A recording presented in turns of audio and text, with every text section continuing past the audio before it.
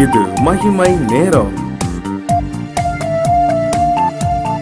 ஆண்டவராகிய இயேசு கிறிஸ்துவின் ஈடு இணையற்ற நாமத்தில் மகிமை டிவி நேயர்களை அன்புடன் வாழ்த்தி வரவேற்கிறேன். கிறிஸ்துவனின் உண்மையான அடையாளங்கள் அப்படின்ற இந்த தொடர்ல இன்னைக்கு 5வது நாள் நம்ம தியானிக்க போகிறோம். அது என்ன அப்படின்னா, சாட்சியுள்ள வாழ்க்கை. அதுதான் கிறிஸ்தவர்களின் ஒரு முக்கிய அடையாளம் அப்படின்னு சொல்லி இந்த நாள்ல தியானிக்க போகிறோம். ஒரு அரசாங்க வேலைக்கு நம்ம அப்ளை பண்ணியிருக்கிறோம், இல்லை நம்ம பாஸ்போர்ட்டுக்கு அப்ளை பண்ணியிருக்கிறோம் அப்படின்னா அவங்க போலீஸ் ஸ்டேஷன்ல ஒரு வெரிஃபிகேஷன் கொடுப்பாங்க. அந்த வெரிஃபிகேஷன்ல அவங்க ஒரு நல்ல ஒரு கான்டாக்ட் சர்டிஃபிகேட் கொடுக்கணும்.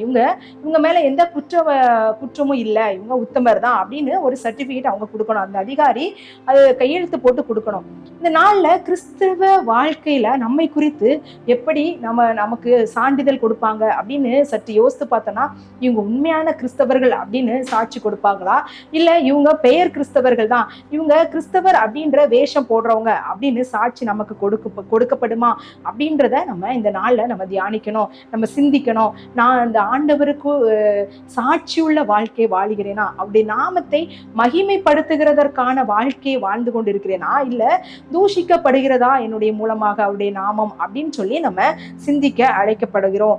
இந்த உண்மையான கிறிஸ்தவத்துல இந்த சாட்சியுள்ள வாழ்க்கை வாழ்ந்தோம் அப்படின்னா அதுக்கு என்ன ஆசீர்வாதம் கிடைக்கும் அப்படின்னு சொல்லியும், சாட்சியுள்ள வாழ்க்கை வாழலை அப்படின்னா அதுல என்ன விளைவு இருக்கும் அப்படின்னு சொல்லி நம்ம இன்னைக்கு தியானிக்க போகிறோம்.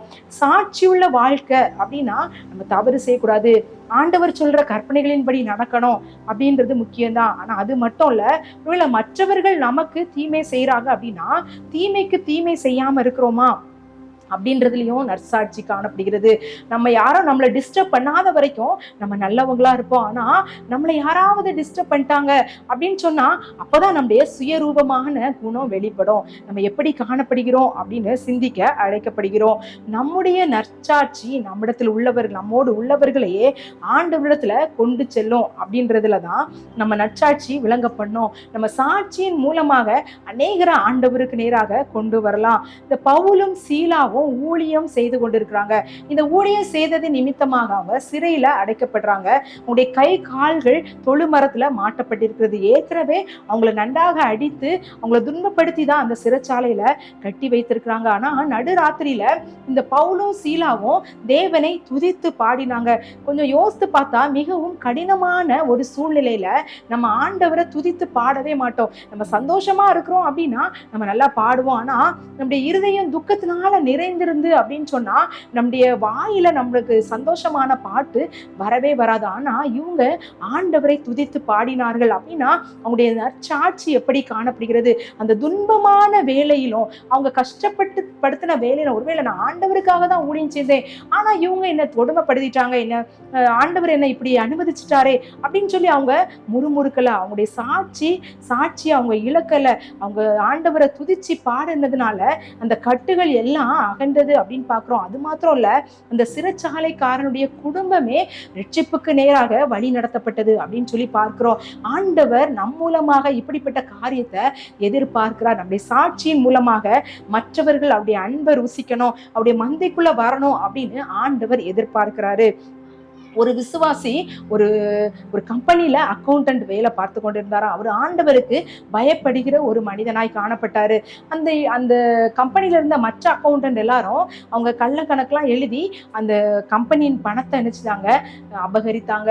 அவங்க எல்லாம் சொன்னாங்க, இதெல்லாம் யாரும் கண்டுபிடிக்க மாட்டாங்க, இதெல்லாம் நீங்க ஏன் இப்படி நியாயமா இப்படி கரெக்டா அக்யூரேட்டா எழுதிட்டு இருக்கீங்க அப்படின்னு சொல்லி இவங்களை சொன்னாங்களா. இவர் சொன்னாரு, இல்ல நான் இயேசுவின் பிள்ளை, நான் அவருக்கு கணக்கு ஒப்புவிக்கணும், நான் அவருக்கு அவர் என்னை பார்த்து கொண்டு இருக்கிறார், அதனால நான் உண்மையா தான் நடப்பேன் அப்படின்னு சொல்லி நேர்மையா நடந்தாராம்.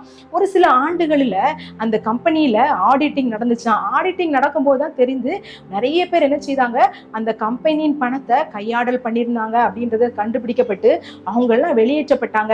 நேர்மையாக நடந்த இந்த அதிகாரி, இந்த அக்கௌண்டன்ட்டை கூப்பிட்டு அந்த மேனேஜர், அவர் அந்த ஓனர் சொன்னாராம், நீங்க ஒரு கிறிஸ்தவரா இருக்கிறதுனால இவ்வளவு நேர்மையா இருந்திருக்கீங்க, இந்த மிகச்சிறந்த பொறுப்பை தலை சிறந்த பொறுப்பை நான் உங்களுக்கு கொடுக்குறேன் அப்படின்னு சொல்லி உயர்த்தப்பட்டாராம். நம்முடைய வாழ்க்கையில, நம்முடைய வேலை செய்கிற இடங்கள்ல, குடும்பங்களில, நம்முடைய தொழில்கள்ல நம்ம எப்படி காணப்படுகிறோம்? யாரும் பார்க்கல இந்த அப்படி சொல்லி ஏதாவது நம்ம கள்ளத்தனமா நம்முடைய ஏதாவது ஒரு காரியத்துல நம்ம செய்து கொண்டிருக்கிறோமா அப்படின்னு சிந்திக்க அழைக்கப்படுகிறோம். அப்படிப்பட்ட காரியங்களை நம்ம செய்யக்கூடாது அப்படின்னு ஆண்டவர் விரும்புகிறாரு.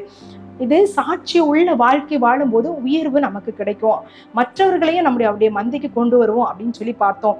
சாட்சி இல்லாத வாழ்க்கை வாழும்போது என்ன கிடைக்கும் அப்படின்னு சொல்லி ஒரு சம்பவத்தின் மூலமாக நம்ம பார்க்கலாம். அப்போஸ்தலர் 5ஆம் அதிகாரத்துல அனனியா சப்பீரால் அப்படின்ற கணவன் மனைவியை குறித்து நம்ம பார்க்கலாம். அந்த காலத்துல எல்லாரும் அவருடைய சொத்தை என்ன செஞ்சாங்க? விற்று அப்போஸ்தலருடைய பாதத்துல வைத்து பொதுவாக செலவழித்தாங்க. இந்த அனனியா சப்பீரால என்ன செஞ்சாங்க? அவங்களுடைய சொத்தை விற்றாங்க.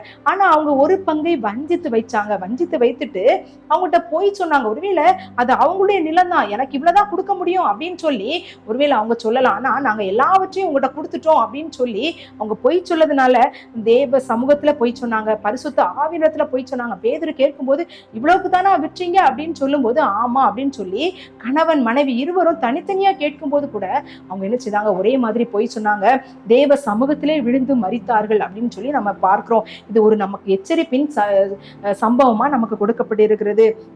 அப்போ இந்த நாட்கள்ல நம்முடைய வியாபாரத்துல நம்ம எப்படி காணப்படுகிறோம்? நம்முடைய குடும்ப காரியங்களை எப்படி காணப்படுகிறோம்? பொய், கள்ள கணக்கு, இப்படிப்பட்டதான காரியங்களை நம்ம ஈடுபட்டு கொண்டிருக்கோம்னா இது சாட்சி உள்ள வாழ்க்கை அல்ல, சாட்சி இல்லாத வாழ்க்கை.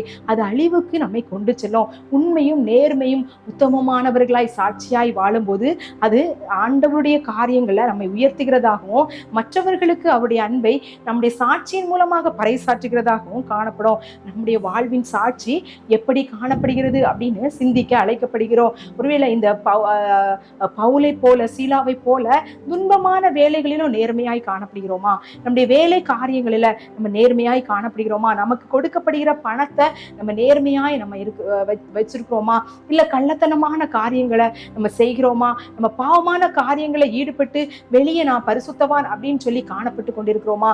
நம்ம மறைமுகமாக செய்கிற காரியங்கள் ஒரு நாள்ல வெளியரங்கமாகும் அப்படின்றத மறந்து நம்ம சாட்சியற்ற வாழ்க்கை வாழ்கிறோமா அப்படின்னு சிந்திக்க அழைக்கப்படுகிறோம். பரிசுத்த ஆவியானவர் இருந்தா மாத்திரம்தான் நம்ம சாட்சி உள்ள வாழ்க்கை வாழணும். அதனால ஒவ்வொரு நாளும் பரிசுத்த ஆவியானவருடைய வழி நடத்துதலை நம்ம கேட்கணும். அநேக நேரத்துல கிறிஸ்தவர்களாகிய நம்ம எதுக்கு வாழுகிறோம் அப்படின்னா, எதுக்கு ஜெபிக்கிறோம் அப்படின்னா, எனக்கு நல்ல வாழ்க்கை வேணும், எனக்கு இந்த காரியங்கள் எனக்கு கிடைக்கணும், இன்னைக்கு நான் போற காரியங்களை எனக்கு வாய்க்க பண்ணணும், இந்த காரியங்கள் நான் போட்டிருக்க பிசினஸ்ல நான் போட்டிருக்க பணம் இன்னும் எனக்கு அதிகமாகணும்.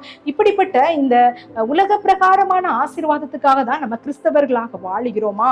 இல்ல பரலோகத்துக்குரியவர்களாக நம்ம வாழணும் அப்படின்ற சிந்தை உள்ளவர்களாக வாழுகிறோமா? நற்சாட்சியோடு வாழுகிறோமா அப்படின்னு சிந்திக்க அழைக்கப்படுகிறோம். இந்த நாள்ல நாம் எப்படிப்பட்ட வாழ்க்கை வாழுகிறோம் அப்படின்றத சிந்திக்கணும். ஆண்டவரிடத்தில் நம்ம கெஞ்சி கேட்கணும், எனக்கு இந்த சாட்சியுள்ள வாழ்க்கை வாழ கிருபை செய்யுங்க அப்படின்னு சொல்லி நம்ம ஜெபிக்கலாம். எங்களை அதிகமாய் நேசிக்கிற எங்கள் அன்பின் கர்த்தாவே, இந்த நல்ல நாளுக்காக உமக்கு நன்றி செலுத்துகிறோம் ஆண்டவரே. கிறிஸ்தவர்களின் உண்மையான அடையாளங்கள் அப்படின்னு சொல்லி நாங்கள் தியானித்து வருகிறோம்.